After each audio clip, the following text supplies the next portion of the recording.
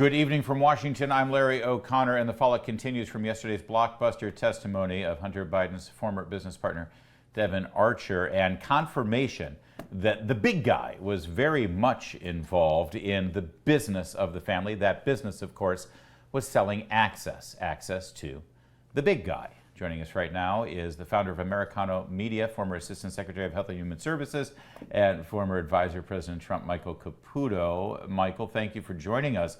Is it fair to say the walls are closing in on the Biden presidency? You know, that term is so overused in the context of Donald Trump. I think walls are always moving. I remember when it was imminent that Roger Stone was going to be arrested. Every Friday was Roger Stone Day over at CNN. Because I would get a call every Friday morning, are they coming? And it got to be a point where it was ridiculous. Obviously, there's more afoot here with Hunter Biden and Joe Biden than we ever saw in any of the bogus investigations and impeachments of Donald Trump. It's really, I think, going to be inescapable at some point.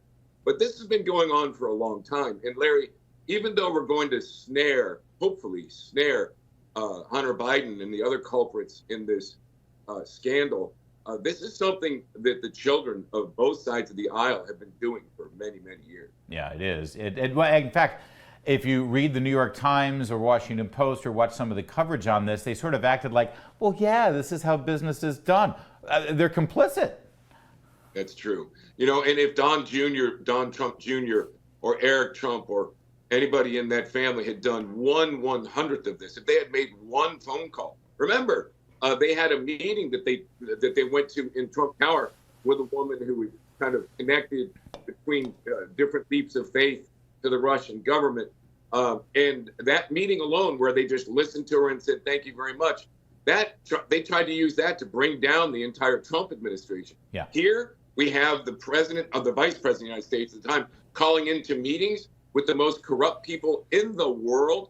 I mean, I lived in Moscow at the behest of the Clinton administration in the 90s. And Ms. Baturina, this Russian oligarch, the most rich woman in Russia, when I was there, she wasn't so rich. She was simply the mayor's wife. But she is a thug in a dress. Yeah. And the vice president of the United States is talking to her on the phone. And let me tell you something, it wasn't about the weather. Yeah, and I think he dropped by a dinner party at Cafe Milano. And I love the way the media covers this. It's like, well, he just dropped by on his way home. The man is the vice president. If he's driving home in a motorcade from the White House, he goes up Connecticut, DuPont Circle, straight up Mass Avenue to the Naval Observatory. You divert a vice presidential motorcade to Georgetown during rush hour with Secret Service? That's not just a little side trip, Michael Caputo. It's not. And Larry, I know you've been there for a while. Cafe Milano is a shady place. Oh, yeah. It's very high end, very expensive, but it's filled with expensive hookers. It is probably one of the shadiest places in Washington, D.C., in the heart of Georgetown.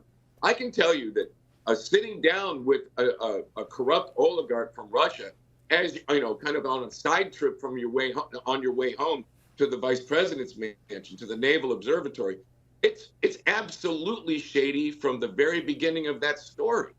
Honestly, as someone who spent a lot of time in Ukraine, who has family in Ukraine, I shot a film and wrote a book about the Burisma scandal as it was just starting to become known. They'll do anything to stop this information from coming out. I don't blame Devon Archer for fearing for his life. They went after me because of my book, The Ukraine Hoax. Yeah. And more importantly, because of my film of the same name. But because they would do anything to stop the Hunter Biden mess from becoming public. Remember all the lies they told before the election about Hunter's laptop. It's the same pressure they were putting on me and my team after the election to try to make sure that the things that I wrote would never make it out. Michael, you've been predicting for the last couple of times we've talked here on O'Connor tonight that Biden will not be the nominee and it'll be Michelle Obama. I'm guessing that hasn't changed here, but has the timeline for Biden actually maybe even leaving office prematurely, has that heightened now? Well, you know, I think there's a theory going around that I think a lot of different talk show hosts and stuff are talking about it, where this is going to end up in Joe Biden pardoning his son and probably just saying he's not going to run for re-election. I still think that's the timeline. Okay. The problem that the Democrats have If it's a free-for-all in the primaries and caucuses on the Democrat side, an absolute bloodbath because the president suddenly pulled out, they're not going to be able to control who wins. My guess so is they need to wait until after the primary season, so it's a convention decision. it is, and I think that means we're going to see so many contortions and twists and turns. Wow. And see the goalposts move so many times from, Joe Biden never spoke to his son about his business. Joe Biden is not in business with his son. Joe Biden didn't actually take the deposit. Joe Biden, gave all that money to orphanages. These goalposts are going to move over and over again. Michael, considering what you went through with the Crossfire Hurricane investigation under James Comey, and then eventually Robert Mueller's special counsel investigation, you had to basically go into debt with your legal fees. They never charged you with anything, but this is how this Justice Department worked. It squeezed you, trying to get you to turn on Donald Trump. I'd love for you to take a look at one really revealing piece of evidence from Hunter Biden's laptop. This is a text exchange with Devon Archer. This came on, let's take a look at it. This came the day that Devon Archer was arrested. And look at this. Devon Archer says, "Why did your dad's administration appointees arrest me and try to put me in jail?" This is when Donald Trump was president, right? And he's not asking, why did the Justice Department come after me? Why did Trump's Justice Department come after me? He's specifically saying, why did your dad's administration appointees arrest me? Which suggests that Devon Archer and Hunter Biden thought, hey, as long as it's our guys' appointees, we're in the clear. Right there, that's corruption. It truly is. And every step of the way, my exposure to the Department of Justice and the FBI, it was very clear. This was during the Trump, first 4 years of the Trump administration. It was very clear that they did not work for Donald Trump, that they were working for the Democrats. By the way, it was the same feeling you got at the Republican-controlled Senate Committee on Intelligence. The Democrats were running those interrogations. So in reality, Devon Archer knew that his father's appointees controlled the Department of Justice. In the end, they're so burrowed in there. Donald Trump often talks about the weaponization of the deep state and how he needs to clean house when he comes back. They were burrowed in so deeply. There's only one way to fix this. We have to shatter the FBI. We have to shatter the Department of Justice and then scatter them 10 ways from Sunday through the winds.